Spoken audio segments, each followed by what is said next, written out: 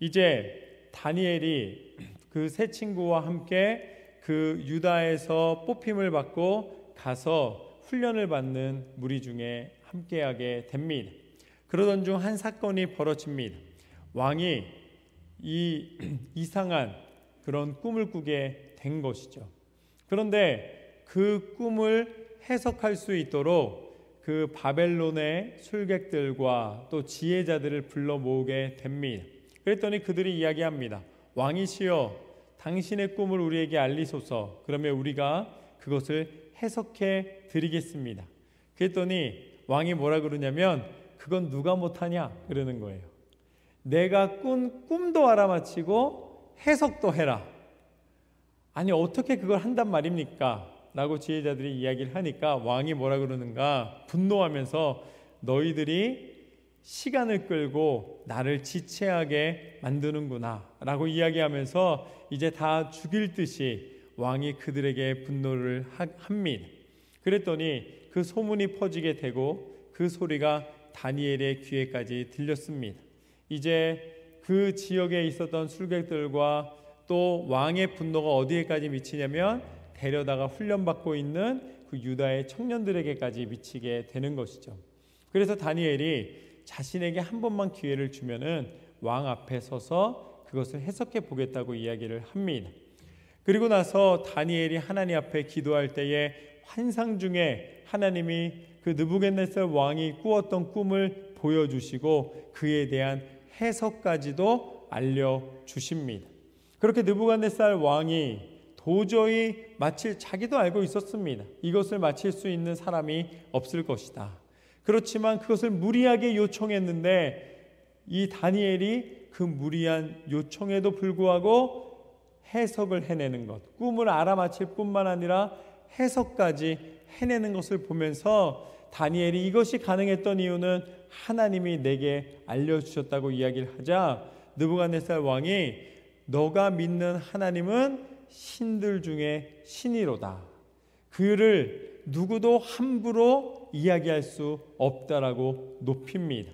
그러면서 다니엘을 다니엘의 지혜를 인정해주고 모든 행정관들을 다스릴 수 있는 권한을 허락해 줍니다.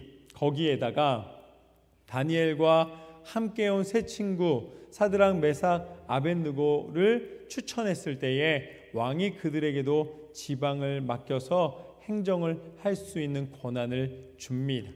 그런데 그때 이게 바로 2장에서 나타난 말씀인데 이 2장에서 다니엘을 칭찬하고 하나님이 알리신 위대함을 찬양하고 또한 그 다니엘의 친구들을 리더로서 기용해 준 사건이 있은 다음에 바로 연이어서 느부갓네살 왕이 한 일이 무엇인가? 바로 그가 금신상을 만듭니다. 그리고 그 금신상을 만든 다음에 나팔과 소고와 모든 악기들을 동원해서 소리를 울릴 때에 그때 이 금신상 앞에 모든 사람들이 절을 하라고 명령을 내립니다. 만약에 절을 하지 않으면은 왕의 명령을 어기는 것이고 왕의 권세를 이제 위협하는 것이고 어기는 것이라고 선포를 합니다. 그때 이제 이 사드락과 메삭과 아벳느고 이 다니엘의 세 친구가 절을 하지 않았습니다. 당일날 악기 소리가 막 울릴 때에 다 모든 사람들이 머리를 숙였는데 이 세 사람은 머리를 숙이지 않았고 그것을 이제 신하들이 고발합니다.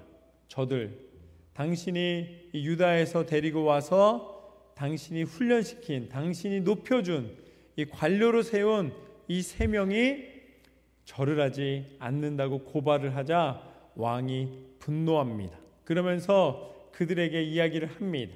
너희가 만약 지금이라도 이 악기 소리가 울려 퍼질 때에 절을 하면 너희를 용서해 주겠노라. 이제라도 너희가 절을 해라.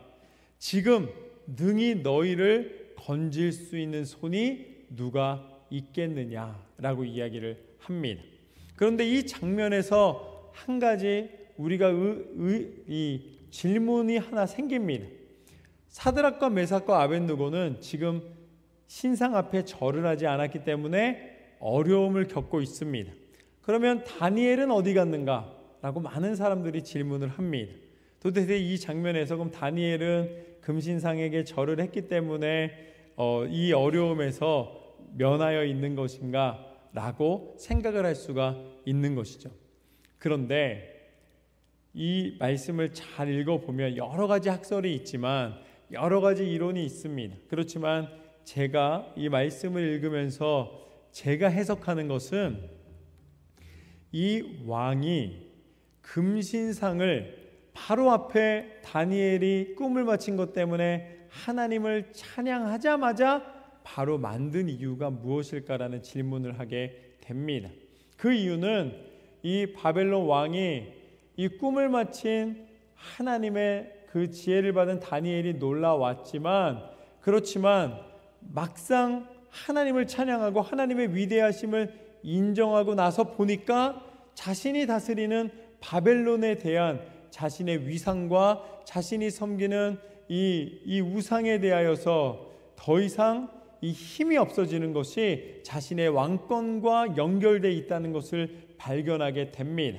그래서 우상을 더 크게 만들고 그 금신상 앞에 사람들이 절하게 만들므로써 자신이 섬기는 신이 더 위대하고 자신의 권세가 그 신으로부터 왔다는 것을 증명하고 싶은 것이죠. 그래서 이 왕의 목적은 금신상에게 절하는 것보다 더 중요한 것은 자신의 명령에 순종하는가, 자신의 명령을 인정하고 존중하는가가 더 중요한 것입니다. 그 이유가 무엇이냐면, 그걸 어떻게 알 수 있냐면, 원래 왕의 명령은 절대적인 것입니다. 그렇기 때문에 이 사드락과 메삭과 아벳느고가 신상 앞에 절하지 않아서 왕의 명령을 어겼다는 것을 알자마자 그들을 죽이는 것이 어떻게 보면 자신의 권세를 더 확실하게 증거하는 것입니다. 그런데 왕은 이 세 사람이 아까운 거예요. 죽이고 싶지 않은 것입니다. 자신의 권세를 더 높이고 싶은 것이 목적이지 그들을 죽이는 것이 목적이 아니라는 것이죠. 그래서 그들을 설득합니다. 굳이 설득하지 않아도 되는 상황인데도 불구하고 그 세 사람을 불러다가 뭐라고 이야기하냐면 이제라도 라고 얘기를 해요. 이제라도 너희들이 이 악기가 울려 퍼질 때에 절을 한다면 너희를 살려줄 것이다 라고 이야기를 합니다. 그렇다면 지금 다니엘이 절을 안 하고 있을 것입니다. 그리고 그것을 모르는 것이 아닙니다. 그러니까 일단은 이 세 사람을 먼저 처리를 해놓고 그러면 다니엘에게도 요청을 하겠죠. 이것 봐라, 너와 함께하는 친구들도 그 앞에 절을 하고 나의 위엄에, 나의 명령에 순종하였다 이야기하면서 아마 다니엘에게도 이야기하려는 절차에 있었을 것입니다. 그렇지만 그 세 사람이 뭐라고 대답하는가? 왕이여, 하나님이 계시기 때문에, 우리가 섬기는 하나님이 계시기 때문에 당신이 우리에게 벌을 주고 풀무불 가운데 던진다 할지라도 하나님은 우리를 능히 건지실 것입니다. 그렇지만 그렇게 하지 아니하실지라도 우리는 끝까지 하나님을 섬기리이다. 왕은 이렇게 위협하고 불 앞에 서게 되면 그들이 무서워하고 생명을 요청할 줄 알았는데 오히려 그들은 더 담대히 하나님을 믿음으로 선포하는 것을 듣게 됩니다. 왕은 크게 분노하였습니다. 그래서 신하들에게 명령합니다. 지금 타는 풀무를 7배나 더 세게 해라. 그래서 그 풀무의 불이 맹렬하게 타오릅니다. 어느 정도냐면 결박을 해서 이 세 사람을 데리고 갔던 사람들이 가까이 가서 그들을 던질 때 그 불길로 말미암아 던지던 사람들이, 이 세 사람을 던지려고 던지던 그 신하들이 그 불길에 타서 죽게 됩니다. 그리고 그 풀무불 가운데 세 사람은 떨어지게 되는 것이죠. 그들이 그 불 앞에서도 머뭇거리지 않고 끝까지 하나님을 인정해 드리며 우상에게 절하지 아니하며 하나님 앞에 영광 돌려드리며 풀무 가운데 들어갔습니다. 그 다음 장면이 오늘 본문 말씀입니다.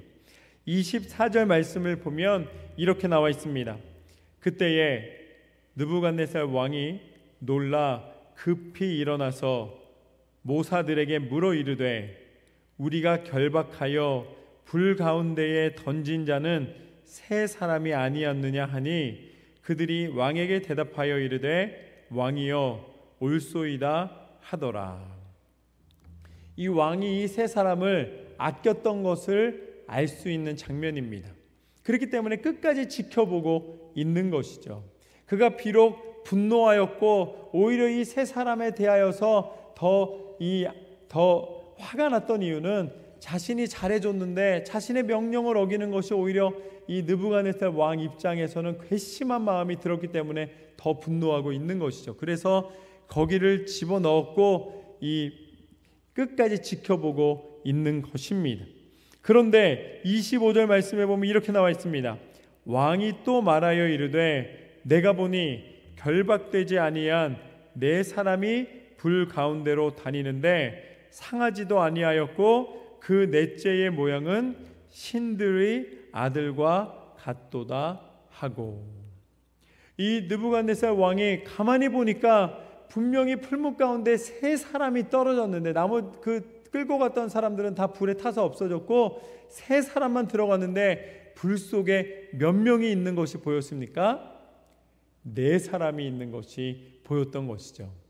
느부갓네살 왕이 하나님을 모르기 때문에 하나님을 이 다니엘을 통해서 알았기 때문에 찬양은 했지만 하나님을 인정하거나 하나님을 온전히 알지 못했기 때문에 이 형상을 보면서 뭐라고 표현하냐면 신들의 아들의 모양과 같도다, 하나님이시다라고 표현을 하지 못하고 신들의 아들의 모양과 같은 사람이 그들 가운데 있도다 라고 표현하고 있는 것입니다.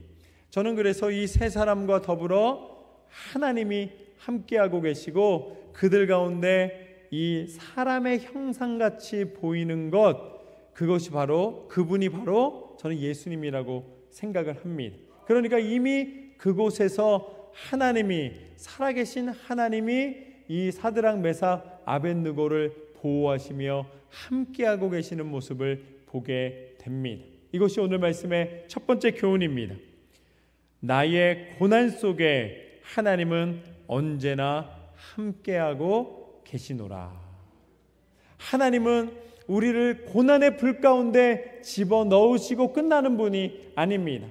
우리가 아무리 고난 속에 들어간다 할지라도 그 고난 속에 함께 우리와 동행하여 주시는 하나님이신 줄로 믿습니다. 그렇기 때문에 하나님께서 우리의 질고를 아시고 우리의 고통을 아시고 우리 스스로 죄의 문제를 해결할 수 없음을 아시고 우리 가운데 친히 임하여 주신 것입니다. 여러분에게 말씀하시고 여러분을 인도하여 주시는 하나님이십니다. 그러기에 전쟁을 앞두고 그 극심한 이 두려움과 고통 앞에 있을 수밖에 없는 여호수아에게 하나님께서 뭐라고 말씀해 주셨는가? 내가 내게 명령한 것이 아니냐? 강하고 담대하라. 두려워하지 말며 놀라지 말라. 내가 어디로 가든지 내 하나님 여호와가 너와 함께 하느니라 하시니라. 할렐루야. 내가 너와 항상 함께 하리라. 신실하신 하나님의 약속은 변함없이 여러분에게 이루어지는 줄로 믿습니다. 그렇게 하나님께서 함께하여 주시는 것을 느부갓네살 그 눈으로 보게 하여 주십니다. 그러자 26절 말씀에 보면 느부갓네살이 맹렬히 타는 풀무불 아기 가까이 가서 불러 이르되 지극히 높으신 하나님의 종 사드락 메삭 아벳느고야 나와서 이리로 오라 하며 사드락과 메삭과 아벳느고가 불 가운데에서 나온지라. 느부갓네살은 하나님이 아니라 자신이 섬기는 금신상이 더 위대하다고 이야기하고 싶었지만 그것은 거짓이었기에 이루어지지 않았습니다. 이제 그 불 속에서 하나님 앞에 보호함을 받고 있는 이 세 사람을 보면서 이 왕이 뭐라고 이야기합니까? 지극히 높으신 하나님의 종 사드락, 메삭, 아벳느고야. 하나님께서는 하나님의 사람을 통하여 높임을 받으시는 줄로 믿습니다. 27절 말씀에 보면 총독과 지사와 행정관과 왕의 모사들이 모여 이 사람들을 본즉 불이 능히 그들의 몸을 해하지 못하였고 머리털도 그을리지 아니하였고 겉옷빛도 변하지 아니하였고 불탄 냄새도 없었더라. 할렐루야. 이것이 오늘 말씀의 두 번째 교훈입니다. 하나님은 어떤 고난도 이기게 하시노라. 고난 속에 함께 하실 뿐만 아니라 하나님은 그 고난을 이기게 하시는 하나님이십니다. 이 세 사람이 불 속에서 나왔을 때에 그들의 몸도 그들의 옷도 능히 태울 수 있는 불이 없었습니다. 왜냐하면 하나님이 이기게 하셨기 때문입니다. 그 불에서 보호하여 주셨기 때문입니다. 하나님의 사람을 통해 하나님은 하나님의 일을 이루십니다. 그리고 그 고난 속에서 남기시고 견디게 하시고 그 가운데 하나님 앞에 영광을 나타내게 하시는 줄로 믿습니다. 그래서 우리는 믿음의 사람은 고난이 없는 사람이 아니라 고난을 헤쳐서 고난을 뚫어서 고난 속에서 하나님이 보호하여 주심을 증거하는 사람인 줄로 믿습니다. 하나님은 고난 속에서 이기게 하시는 힘을 주시고 우리를 보호하시고 우리 가운데 응답하시는 하나님이십니다. 열왕기상 19장 말씀을 보면 엘리야가 이제 이 바알신을 섬기는 그 거짓 선지자들을 모두 물리치고 하나님이 주신 승리를 맛보게 하시며 이 가뭄 속에 하나님이 비를 내리게 하여 주시는 기사와 기적을 경험하게 하여 주십니다. 그런데 그 일이 있자마자 이세벨이라는 왕비가 엘리야를 미워합니다. 자신의 그 바알신을 섬기는 선지자들을 다 죽였으니 나도 너를 똑같이 하겠다 그러면서 엘리야를 쫓아옵니다. 지금 하나님의 기적과 능력을 나타냈던 엘리야인데 당장에 그것은 하나님의 역사였지 인간적인 힘으로는 이세벨이 죽이려 할 때에 도망갈 수밖에 없는 신세였습니다. 엘리야가 도망을 가서 로뎀나무 아래에서 쉼을 얻으며 이제 한숨 돌리고 있을 때에 하나님 앞에 기도합니다. 하나님, 이곳에서 하나님이 계획하신 것이 무엇입니까? 거짓 선지자들을 물리치셨는데 이제 다시 이세벨이라는 다시 세상의 권세라는 것에 우리가 무릎 꿇을 수밖에 없는 것입니까? 이 민족을 향한 하나님의 계획이 무엇입니까? 라고 하나님 앞에 이제 기도를 드립니다. 그러면서 뭐라 그러냐면 하나님, 나 한 명 남았습니다 라고 이제 부르짖습니다. 울부짖으며 하나님 앞에 기도합니다. 그때 하나님이 뭐라고 말씀해 주시는가? 내가 너와 함께하고 있노라. 이제 왕을 새로 세우고 엘리사를 통해서 내가 역사할 것이다. 엘리야의 제자를 통해서도 하나님이 그 믿음의 능력을 이어갈 것을 약속해 주십니다. 그러면서 뭐라고 말씀하시는가? 내가 이스라엘 가운데에 7,000명을 남기리니 다 바알에게 무릎을 꿇지 아니하고 다 바알에게 입맞추지 아니한 자니라. 할렐루야. 하나님께서는 어떻게 하나님의 사람을 쓰시는가? 어둠 속에 빛으로 증거하게 하여 주시고 죄악이 만연한 세상 가운데 하나님의 거룩하심을 지킴으로 하나님의 숨겨진 보석 같은 백성으로 남겨진 백성으로 사용하여 주시는 줄로 믿습니다. 그래서 바알에게 입맞추지 않은 7,000명을 통하여 내가 내 뜻을 증거하며 내 살아있음을 나타낼 것이노라. 하나님이 이 땅 가운데 갈보리 교회를 세우셨고 우리 모든 성도님들을 남겨주신 줄로 믿습니다. 이 땅이 어둠에 가득해지고 이 땅 가운데 많은 죄악이 만연해 있을 때에 그리고 성경과 다른 말씀과 다른 것을 가지고 공격을 하거나 유혹을 하거나 우리를 넘어뜨리려 할 때에 하나님이 우리를 보시는 것은 무엇인가? 우리가 피하거나 도망가는 것이 아니라 그곳에서 남겨진 7,000명과 같이 하나님 앞에 우상을 섬기지 아니하고 우상에게 입맞추지 아니하고 하나님 말씀대로 온전히 순종하여 하나님 앞에 영광 돌려드리는 당신의 백성을 기대하시고 그 백성을 통해 역사하시고 하나님의 영광을 나타내시는 줄로 믿습니다. 갈보리 교회가 더욱더 믿음의 굳건히 서서 그 믿음을 지키며 성경대로 말씀대로 순종하며 나아갈 때에 하나님께서는 우리의 진리를 온전히 섬기며 선포하는 하나님의 백성을 통해 하나님의 일을 이루실 줄로 믿습니다. 성경에서 벗어나는 것은 죄입니다. 하나님 말씀하신 대로 순종하며 나아가는 것을 하나님께서는 우리 교회에 기대하고 계십니다. 그래서 세상 가운데 진짜 성장하고 부흥하고 하나님의 뜻을 증거하고 십자가의 능력을 나타내는 교회가 무엇인지를 우리 갈보리 교회를 통해 하나님이 증거케 하실 줄로 믿습니다. 세상에 아무리 우리를 흔들어 놓은다 할지라도 우리가 흔들리지 않는 이유는 예수 그리스도를 믿는 그 믿음의 굳건히 서서 나아가기 때문입니다. 그렇게 믿음을 지킬 때에 어떠한 일이 벌어지는가? 오늘 말씀의 28절 말씀을 보면 이렇게 나와 있습니다. 느부갓네살 왕이 말하여 이르되 사드락과 메삭과 아벳느고의 하나님을 찬송할지로다. 그가 그의 천사를 보내사 자기를 의뢰하고 그들의 몸을 바쳐 왕의 명령을 거역하고 그 하나님 밖에는 다른 신을 섬기지 아니하며 그에게 절하지 아니한 종들을 구원하셨도다. 할렐루야. 아무리 교단이, 아무리 사회가, 아무리 세상이 변한다 할지라도 하나님께서는 우리 갈보리 교회가 하나님 앞에 온전히 서서 믿음으로 나아갈 때에 오히려 세상이 놀라게 하실 줄로 믿습니다. 세상이 진정으로 하나님을 사랑하는 교회는 어떠한 모습인지를 더욱더 분명하게 어둠 가운데 빛이 되게 하셔서 증거케 하실 줄로 믿습니다. 하나님을 찬양하리로다.